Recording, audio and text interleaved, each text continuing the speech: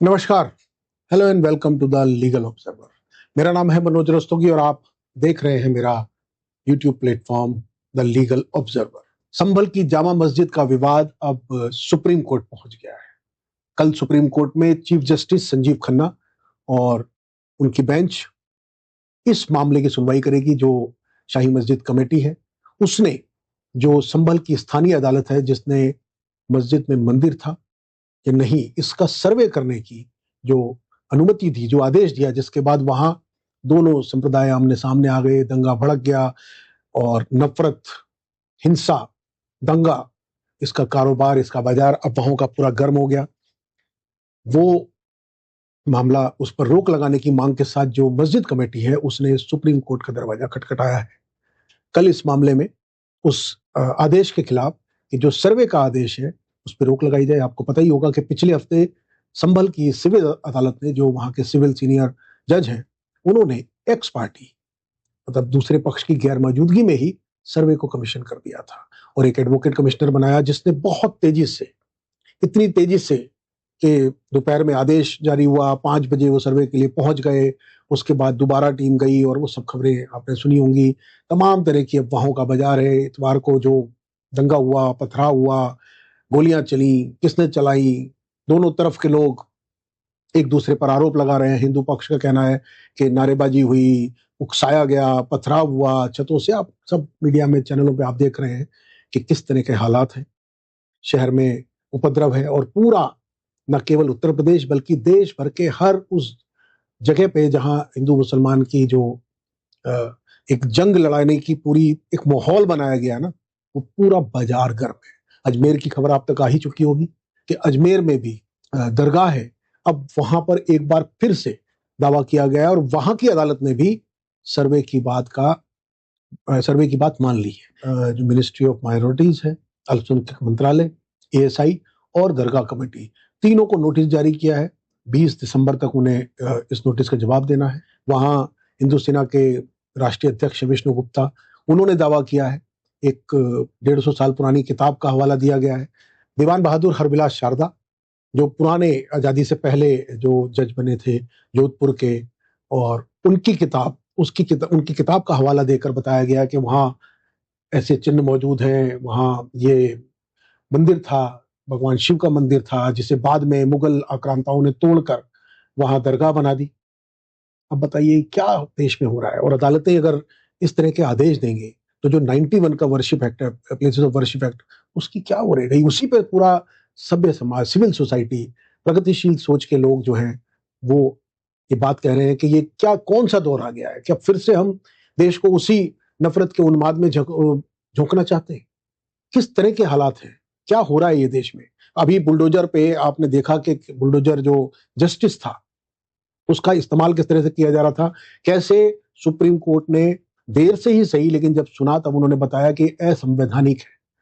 उससे पहले तमाम तरह की चीजों को, लव जिहाद, नोट जिहाद, वोट जिहाद, ये जिहाद, वो जिहाद, मतलब पूरी जो है समाज को बांट दो। वही जो कवायद, मछली, मटन, मुसलमान, मंगलसूत्र। और अब ये देखिए आप, एक के बाद एक, पहले एक चीज बंद होती है, यूएपीए का आ जाता है, सिडेशन की बात आ जाती है, उसके बाद ईडी की बात आ जाती है, पीएमएलए की बात आ जाती है, फिर ये टुकड़ा टुकड़ा गैंग की बात हो जाती है, उसके बाद अर्बन नक्सल की बात आ जाती है। और होते होते होते होते जब बुलडोजर जस्टिस, मॉब लिंचिंग की आपको सारे देश में पता ही है कि किस तरीके से गौमांस के नाम पर, गौमांस के शक के नाम पर कैसे कैसे नरसंहार, कैसे कैसे भीड़ ने पीट कर, मार कर, पूरा नफरत का, पूरा जो कहना चाहिए पूरा का पूरा कारोबार। और सुप्रीम कोर्ट के पास अब ये मामला गया है।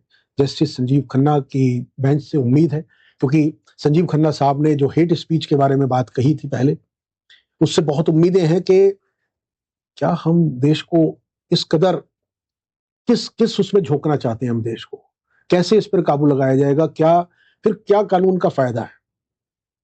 उसका मतलब कानून का उल्लंघन अगर अदालतों के ही स्तर पे हो रहा हो तो कैसे होगा। कितने मामले हमने देखे हैं जिसमें निचली अदालतों के बाद हाई कोर्ट में जाता है। आपने मदरसा एक्ट में देखा कि हाई कोर्ट की, जो इलाहाबाद हाई कोर्ट का फैसला था, उसको सुप्रीम कोर्ट ने किस तरीके से बताया कि इलाहाबाद हाई कोर्ट ने उसको समझने में पूरी तरीके से गलती की। जो मदरसा एक्ट को खारिज करने का इलाहाबाद हाई कोर्ट का निर्णय था, जिसको बाद में खारिज किया गया, सुप्रीम कोर्ट ने उसको टर्न डाउन कर दिया, सेट असाइड कर दिया। और भी कितने ऐसे मामले हैं, पीएमएलए में आप देख ही रहे हैं, आपने इसमें देख लिया मामला, ये जो बुलडोजर जस्टिस का मामला था उसमें जिस तरीके से, और दलीलें देखिए। तो कब तक ये चलेगा, कैसे चलेगा? अब ये उम्मीद करनी चाहिए, सबको उम्मीद है, सुप्रीम कोर्ट से उम्मीद है कि ये जो डिस्क्रिपेंसी है, मिस इंटरप्रिटेशन है, अब कानून का, अदालतों का सहारा लेके ये जो पूरा एक उन्माद और जो बांटने की राजनीति है ना, बांटने का जो पूरा वो है, उस पर रोक लगनी चाहिए। आप इस बारे में क्या सोचते हैं? आपकी क्या राय है? क्या ये जो पूरा ट्रेंड है, क्या यही होना है देश में? यही चाहते हैं हम सब लोग? हमें अपनी राय से अवगत कराइए, बताइए। और देश के हर उस नागरिक का ये कर्तव्य है जो देश की सेक्युलर फाइबर में यकीन रखता है। हालांकि वो भी एक पूरी लॉबी है जो देश के संविधान से सेक्युलर शब्द हटवाना चाहती थी, जिसको भी सुप्रीम कोर्ट ने बताया कि सेक्युलर और सोशलिज्म, आपको मालूम ही है कि अभी अभी ताजा पिछले हफ्ते का ही ये मामला है कि जिसमें सुप्रीम कोर्ट को ये व्याख्या देनी पड़ी कि संविधान में जो सेक्युलर और सोशलिज्म शब्द जोड़ा गया था, वो संविधान की, वो राजनीतिक विचारधारा की बात नहीं है, वो समानता से जुड़ा हुआ है, इक्वलिटी से जुड़ा हुआ है, सबको समान अवसर मिले देश में, एक लेवल प्लेइंग फील्ड मिले, उससे जुड़ा हुआ है। तो हम क्या चाहते हैं? किस तरफ हम देश को ले जाना चाहते हैं? कत्लेआम कराना चाहते हैं फिर से पूरे देश में? कैसे चलेगा ये? आप इस बारे में क्या सोचते हैं और आपकी क्या राय है? आपके पास क्या समाधान है? क्या आपको लगता है कि जो बात चंद्रचूड़ जी कह रहे हैं, देश की सुप्रीम कोर्ट से, देश के संवैधानिक कोर्ट से ये उम्मीद करना कि वो संविधान की सही व्याख्या करें? अब चूंकि अगर सुप्रीम कोर्ट इस वक्त संविधान की भावना के अनुकूल ये बात कहे कि भाई worship, places of worship act में 91 में बिल्कुल क्लियर व्याख्या है कि कोई भी 47 के बाद जो भी प्लेसेस ऑफ वर्शिप हो उसका वो नहीं होगा, जो जैसा था वैसा रहेगा, उसके अंदर से भी रास्ता निकाल करके ये कर दिया जाए और हुकूमत को वो बर्दाश्त ना हो, तो क्या अदालतें अपोजिशन का काम करेंगी? क्या ये करना अपोजिशन बनने जैसा होगा? क्या अदालतें ये सोच करके नहीं, उनको अगर ऐसा कहेंगे तो इनको अच्छा लगेगा, वैसा कहेंगे तो उनको बुरा लगेगा, जो करंट डिस्पेंसेशन है, जो हुकूमत है इस वक्त, जो निजाम है, जो सरकार है, उसे कौन सी चीज खराब लग रही है, उसे कौन सी चीज अच्छी नहीं लग रही है, या उसे कौन सी चीज अच्छी लग रही है, या अमुक फैसला देने से उसके खिलाफ चली जाएगी बात? क्या ये आधार होगा फैसलों का? क्या ये आधार होगा? जो बात चंद्रचूड़ जी ने, पूर्व चीफ जस्टिस ऑफ इंडिया ने, जब उन पर चारों तरफ से तोहमतें लगाई जा रही हैं, जो राजनीतिक दलों ने उनसे बात की, जो प्रगतिशील समाज ने उनसे बात की, और ऐसे तमाम लोगों ने जिन्होंने उनको एक बहुत बड़ी उम्मीद के तौर पर चित्रित किया, महिमा मंडित किया, उम्मीदें लगा ली उनके फैसलों से। ये खुद भी वो कहते हैं कि उनके फैसले, किसी भी फैसले से डिसएग्री, एग्री हुआ जा सकता है, उसकी क्रिटिसिज्म की जा सकती है। तो उसके बाद अभी आपको मालूम ही है कि वो किस तरह से अपना डिफेंस करते घूम रहे हैं, लगातार अलग अलग मंच पे उनको सफाई देनी पड़ रही है, बताना पड़ रहा है और जस्टिफाई करना पड़ रहा है। फिर उनको कहना पड़ता है कि अमुक राजनीतिक दल के हिसाब से हम फैसले नहीं देंगे। राहुल गांधी का नाम लिए बिना उन्होंने कटाक्ष तो यही किया कि जुडिशरी के कंधे पे रख के लोग बंदूक चलाना चाहते हैं। तो जुडिशरी से ये उम्मीद करना कि वो सही बात कहे, क्या ये गलत है?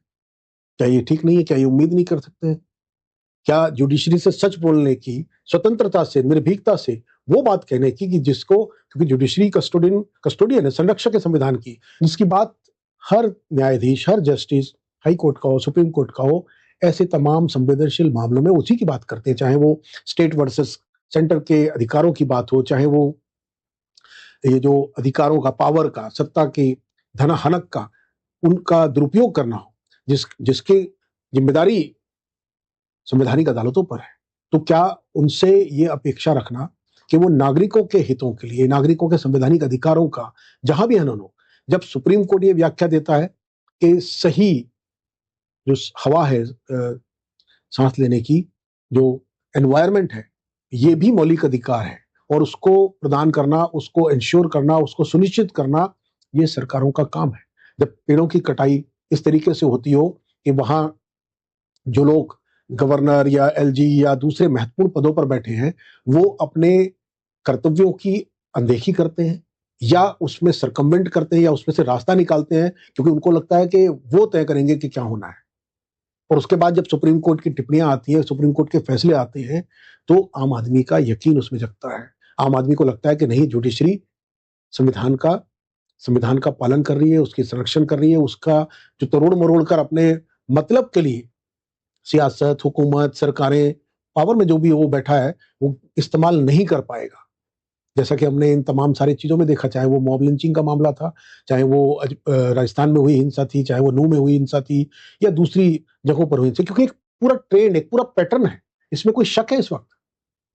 इसमें कहाँ शक है? क्योंकि पूरा माहौल इस तरह का बना दिया गया है कि मुसलमानों के खिलाफ उनको दबा दो और पूरी की पूरी राजनीति इसी चीज़ पर पोलराइज़ हो जाए। जो दूसरे मुद्दे हैं, उनकी तरफ बात ही ना हो, तो कब तक चलेगा? आप इस बारे में क्या सोचते हैं? हमें अपनी राय से अवगत कराइएगा। अपने कमेंट के ज़रिए हमें बताएँ कि आपकी जुडिशरी से क्या उम्मीदें हैं? क्या आपको ये बात समझ में आती है कि अगर गलत हुआ था, अगर 1 मिनट के लिए मान लें, अगर ये मान लें कि मुगल आक्रांताओं ने बहुत सारे मंदिर इस देश में तोड़े होंगे, तो क्या उसका बदला हमें अभी मौजूदा उन नागरिकों से लेना होगा? यूँ तो ये बात भी कही जाती है कि बहुत सारे लोग जिन्होंने अपना धर्म परिवर्तन किया, कन्वर्ट किए, तो क्या अब उनमें से उनको वापस करेंगे? कल को अगर ये ट्रेंड चल जाए, क्योंकि ये पूरा का पूरा कन्वर्जन की बात तो चल ही रही है, वो बहस तो कायम ही है कि किस तरीके से परिवर्तन किया जा रहा है, किस तरीके से बदला जा रहा है, तो क्या वो भी मुनासिब होगा, वाजिब होगा? क्या अब उस दौर में जाएँगे हम?